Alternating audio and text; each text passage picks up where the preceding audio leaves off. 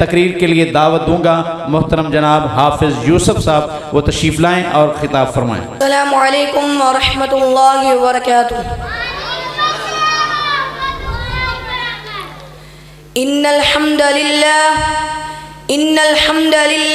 نحمده ونستعینه ونستغفره ونؤمن به ونتوکل علیہ ونعوذ باللہ من شرور انفسنا ومن سیئات اعمالنا، من يهده الله فلا مضل له ومن يضلله فلا هادي له، واشهد ان لا اله الا الله واشهد ان محمدا عبده ورسوله، اما بعد فاعوذ بالله من الشيطان الرجيم، بسم الله الرحمن الرحيم، ان هذا القرآن يهدي للتي هي اقوم، صدق اللہ العظیم۔ قرآن تیری رحمت کا دیوان نظر آیا، قرآن تیری رحمت کا دیوان نظر آیا، آقا تیری صورت تیری سیرت کا عنوان نظر آیا۔ ما ذاک ہیں آنکھیں تو والشمس ہے چہرہ، ما ذاک ہیں آنکھیں تو والشمس ہے چہرہ، قرآن کے چہرے پر قرآن نظر آیا۔ میرے واجب الاحترام محترم اساتذہ کرام اور میرے ہم مکتب ساتھیوں، آج مجھے جس موضوع پر بات کرنے کا موقع ملا ہے وہ ہے قرآن کی شان۔ ساتھیوں، قرآن نہ صرف کتاب ہے بلکہ کتاب ہدا ہے، کتاب شفا ہے، کتاب رحمت ہے، کتاب برکت ہے، کتاب ثواب ہے۔ یہ صرف کتاب نہیں بلکہ اختلاط ہے۔ جب یہ کتاب روئے زمین پر نہیں تھی تو روئے زمین پر اندھیرا تھا، جب یہ کتاب آئی تو روئے زمین پر اندھیرا اجالا بن گیا۔ جب یہ کتاب نہ تھی دنیا میں شرک تھا، جب یہ کتاب نہ تھی دنیا میں کفر تھا، جب یہ کتاب آئی اللہ کی توحید کے ڈنکے کعبہ کی دہلیز پر بجنے لگ گئے۔ کتابوں میں جو افضل ہے اسے قرآن کہتے ہیں، کتابوں میں جو افضل ہے اسے قرآن کہتے ہیں، اسے جس نے اتارا ہے اسے رحمان کہتے ہیں۔ سجا لے اپنے سینے میں جو اس کے 30 پاروں کو، سجا لے اپنے سینے میں جو اس کے 30 پاروں کو، زمانے بھر میں اس کو حافظ قرآن کہتے ہیں۔ دنیا کی کتابوں میں قرآن چمکتا ہے، دنیا کی کتابوں میں قرآن چمکتا ہے، قرآن مجید میں اللہ تعالیٰ کا فرمان چمکتا ہے۔ جناب والا، قرآن مجید اللہ تعالیٰ کا کلام ہے جو تمام انسانیت کی رہنمائی کے لیے نازل کیا گیا۔ یہ کتاب صرف الفاظ کا مجموعہ نہیں بلکہ ایک ایسا دستور حیات ہے جو ہمیں زندگی کے ہر پہلو میں رہنمائی کرتا ہے۔ رسول اللہ صلی اللہ علیہ وسلم کا ارشاد ہے، ذَلِكَ الْكِتَابُ لَا رَيْبَ فِيهِ هُدًى لِّلْمُتَّقِينَ، یہ وہ کتاب ہے جس میں کوئی شک نہیں اور سراسر ہدایت ہے پرہیزگاروں کے لیے۔ یہ قرآن مجید حق اور باطل میں فرق کرنے والی کتاب ہے۔ رسول اللہ صلی اللہ علیہ وسلم کا ارشاد ہے، جو شخص اس قرآن مجید کو پڑھے اور اس پر عمل کرے اس کے والدین کو قیامت کے دن ایک تاج پہنایا جائے گا جس کی روشنی سورج سے بھی زیادہ ہوگی۔ اگر وہ آفتاب تمہارے گھروں میں ہو، تمہارا کیا گمان ہے اس شخص کے بارے میں جو خود اس پر عمل پیرا ہوا؟ پر قرآن یہ پیغام خداوندی ہے، پر قرآن یہ پیغام خداوندی ہے، یہی چراغ ہدایت ہے روشنی کے لیے۔ گرامی قدر، قرآن مجید ہمیں نماز کا حکم دیتا ہے۔ وَأَقِيمُوا الصَّلَاةَ، قرآن کریم نہ صرف دنیاوی کامیابی کے ذریعے ہے بلکہ آخرت کی کامیابی کی ضمانت بھی ہے۔ آخر میں بس میں یہی کہوں گا، وہ معزز سے زمانے میں مسلمان ہو کر، وہ معزز سے زمانے میں مسلمان ہو کر، اور تم خوار ہوئے تاریخ قرآن ہو کر، وما علینا الا البلاغ المبین۔ والسلام۔ ماشاءاللہ، جزاکم اللہ احسن الجزاء فی الدنیا والآخرہ۔ ایک اور چھوٹا سا ننھا طالب علم حافظ حمزہ شفیق، وہ بھی تقریر کرے گا، مختصر تقریر ہے، اس کے بعد انشاءاللہ شیر پنجاب صاحب کا خطاب ہوگا۔ حافظ حمزہ شفیق۔ الحمد للہ رب العالمین، والصلاة والسلام على أشرف الأنبياء والمرسلين، أما بعد فأعوذ بالله من الشيطان الرجيم، بسم الله الرحمن الرحيم، ذلك الكتاب لا ريب فيه هدى للمتقين۔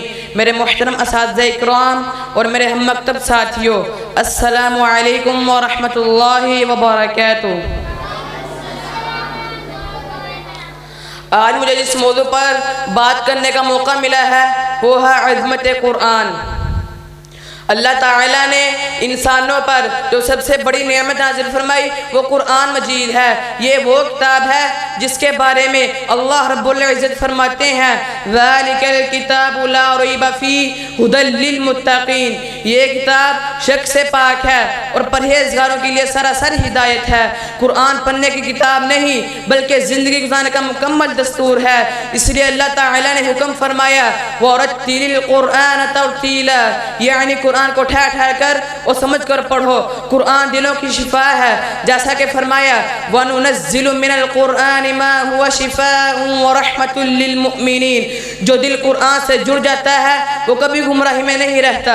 نبی صلی اللہ علیہ وسلم نے ارشاد فرمایا خَيْرُكُم مَّن تَعَلَّمَ الْقُرْآنَ وَعَلَّمَهُ، تم میں سے بہترین شخص وہ ہے جو قرآن خود سیکھے اور دوسروں کو سکھائے۔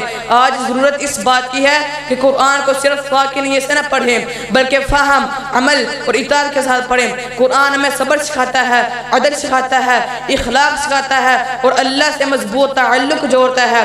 آئیے آج ہم سب یہ عہد کریں کہ قرآن کو اپنی زندگی کا رہنما بنائیں گے، اس کی تلاوت کو معمول بنائیں گے اور اپنے اخلاق و کردار کے مطابق ڈھالیں گے۔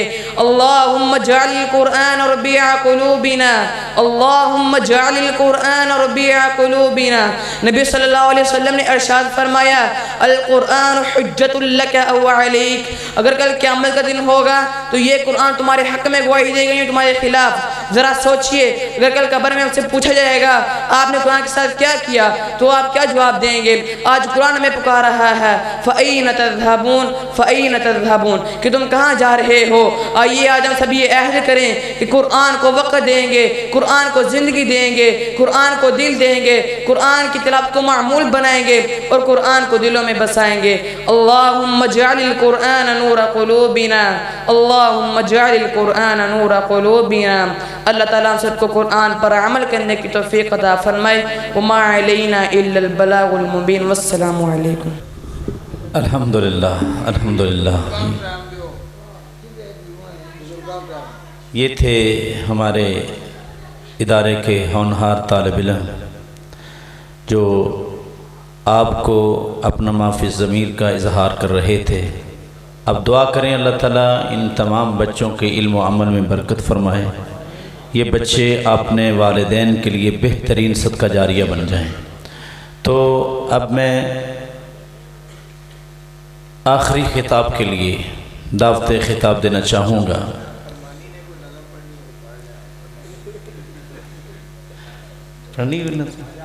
تلاوت کر لو آج۔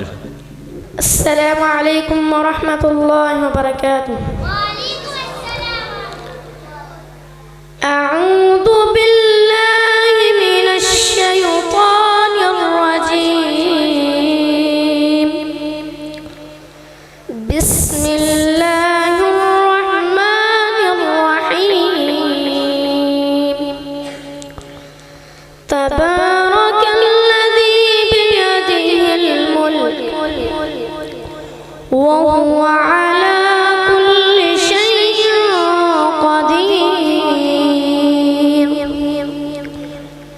الذي خلق الموت والحياة ليبلوكم أيكم أحسن عملا وهو العزيز الغفور، الذي خلق سبع سماوات طباقا، ما ترى في خلق الرحمن من تفاوت، فارجع البصر هل ترى من فطور، ثم ارجع البصر كرتين ينقلب إليك البصر خاسئا وهو حسير، ولقد زينا السماء الدنيا الدنيا بمصابيح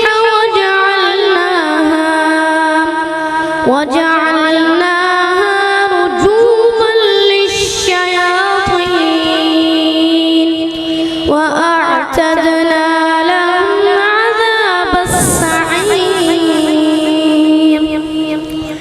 وللذين كفروا بربهم عذاب جهنم وبئس المصير إذا ألقوا فيها سمعوا لها شهيقا وهي تفور تكاد تميز من الغيظ كلما ألقي فيها فوج سألهم خزنتها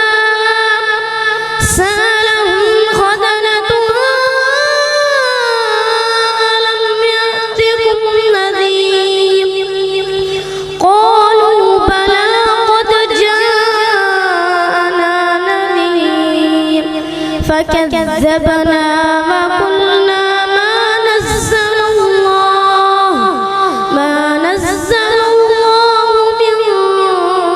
شيء إن أنتم إلا في ضلال كبير صدق الله العظيم لكان زهوقا وننزل من القرآن ما هو شفاء ورحمة للمؤمنين ولا يزيد الظالمين إلا خسارا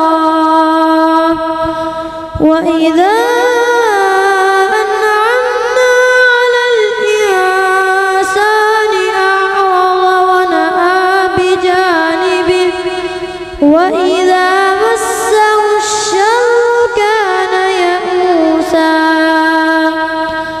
قل كل يعمل على شاكلته فربكم أعلم بمن هو أهدى سبيلا صدق الله العظيم السلام عليكم थे हमारे इदारे के होनहार तालिब इल्म हाफ़िज़ ज़िले हैदर जो कि आपको बहुत ही प्यारे अंदाज से कुरान की तिलावत सुना रहे थे। अब मैं अपने इदारे के दूसरे तालिब इल्म मोहतरम हाफ़िज़ समीउल्लाह को दावत देता हूँ कि वो आएँ और तिलावत कुरान पाक सुनाएँ। हाफ़िज़ समीउल्लाह। अस्सलामु अलैकुम वरहमतुल्लाहि वबरकातुहू।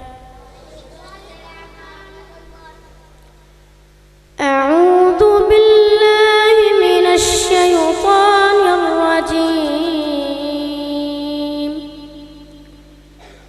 بسم الله الرحمن الرحيم تبارك الذي بيده الملك وهو على كل شيء قدير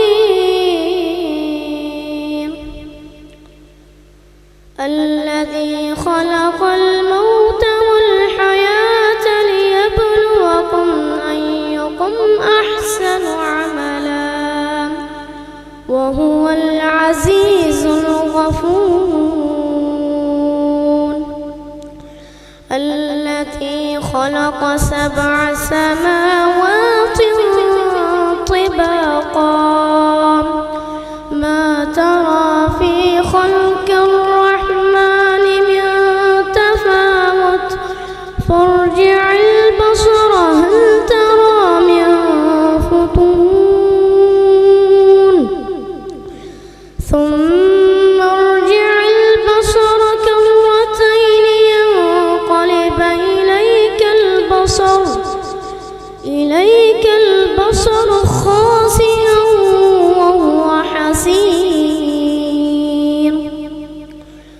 وَلَقَدْ زَيَّنَّا السَّمَاءَ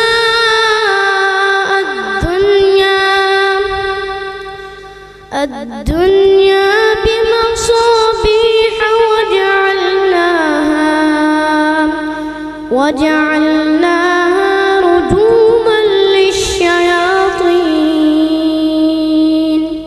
وَأَعْتَدْنَا لَهُمْ عَذَابَ السَّعِيرِ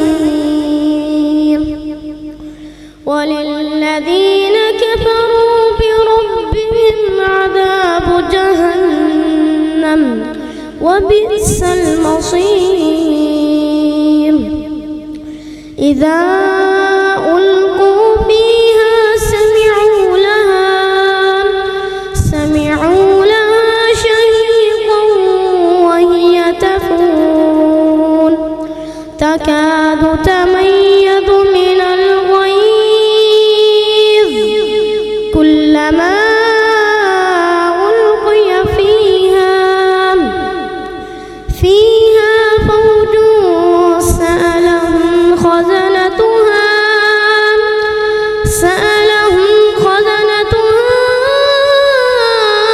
ألم يأتكم نذير قالوا بلى قد جاءنا نذير فكذبنا وقلنا ما نزل الله من شيء إن أنتم إلا في ضلال كبير صدق الله العظيم. یہ تھے حافظ سمیع اللہ. یہ بچہ لاہور سے ہمارے پاس ہمارے ادارے میں پڑھنے کے لیے آیا ہے. اس کے والدین لاہور میں رہتے ہیں اور یہ بچہ یہاں پہ پڑھنے کے لیے آیا ہے. اور آپ شاید سوچ نہیں سکتے کہ اس بچے کے اندر کتنا شوق ہے پڑھنے کا.